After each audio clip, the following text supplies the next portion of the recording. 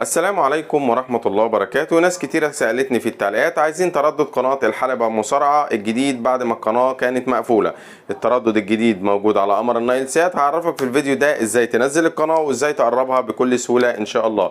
لو لسه اول مرة تشوفني فانا مصطفى ابراهيم، ولو مش مشترك في القناة يا ريت تنزل تشترك دلوقتي وتفعل زر الجرس عشان يوصلك كل جديد.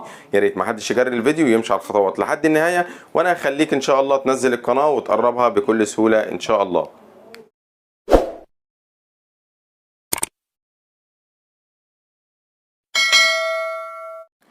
طبعا الشرح اللي معانا النهارده شرح على رسيفر اتش دي، فيا ريت محدش يجري الفيديو ويمشي على الخطوات لحد النهايه، وانا هخليك تنزل القناه وتقربها بدون اي مشاكل ان شاء الله. كل اللي بنعمله نركز في الفيديو ونمشي على الخطوات بكل سهوله. اول حاجه بنعملها بنخش على المنيو، بيظهر عندي هنا قائمه التركيب. قائمه التركيب ديت بدوس عليها اوكي، ومن هنا بيظهر عندي ضبط الهوائي، قائمه الاقمار الصناعيه، قائمه الترددات.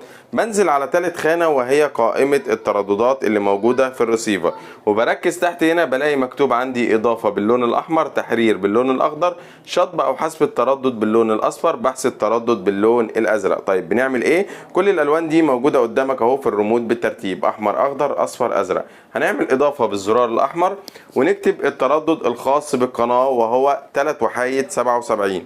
3 وحايد 77 تردد مكتوب قدامك اهو. وبننزل على معدل الترميز هنا بنكتب 27500، ومن هنا بننزل على الاستقطاب، بدل ما هو عمودي بنخليه افقي او مستوي او روزنتال او زي ما الرسيفر بتاعك كاتب او اتش، كلهم بالنسبه لنا واحد.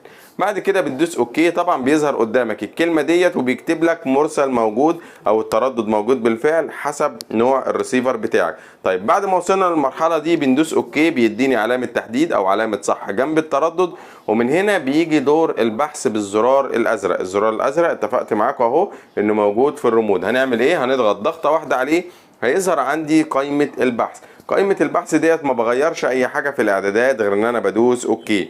اول ما بدوس اوكي مبروك علينا بيعمل بحث على التردد اللي قلنا عليه وهو 3 وحايد 77 الخاص بالقناه، وهتلاقي القنوات كلها اللي على التردد نزلت زي ما حضراتكم شايفين اهو. بعد كده بتجيلي رساله حفظ نتيجه البحث، بدوس نعم. اول ما بدوس نعم على طول بلاقي اوتوماتيك الريسيفر خرجني على القناه من بره، وبقدر اتصفح في القنوات لحد ما اشوف القناه اللي انا عامل عليها الفيديو. طيب بعد كده بعد ما نزلت القناه مثلا عايزين نقرب القناه ديت قدام، يعني انا خلاص نزلت القناه بالتردد بتاعها والقناه شغاله بدون اي مشاكل. عايزين بقى نقرب القناه، بنخش تاني على المنيو بنلاقي هنا علامه القناه.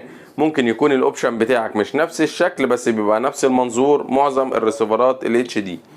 بعد كده بنخش من هنا بنلاقي كلمة قناة، كلمة القناة بدوس عليها اوكي. بيظهر عندي هنا إدارة القنوات، بدوس عليها اوكي.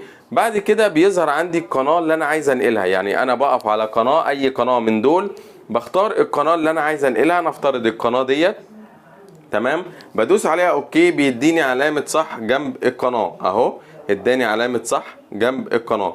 بعد كده بروح المكان اللي انا عايز انقلها فيه. نفترض ان انا عايز انقل القناة ديت على رقم 1، بقف عند رقم 1 هنا وكاتب لي هنا حرك باللون الاصفر. اتفقت معاكم ان اللون الاصفر موجود قدامك اهو في الريموت. بنضغط ضغطة واحدة عليه بلاقي القناة اللي انا حددتها اتنقلت بدون اي مشاكل. بعد كده بدوس اكزيت بيكتب لي حفظ البيانات، وبخرج بره بلاقي القناة اللي انا نقلتها موجودة في المكان اللي انا حددته بدون اي مشاكل ان شاء الله. وبكده وصلت معاكم لاخر الفيديو. يا رب الشرح يكون عجبكم.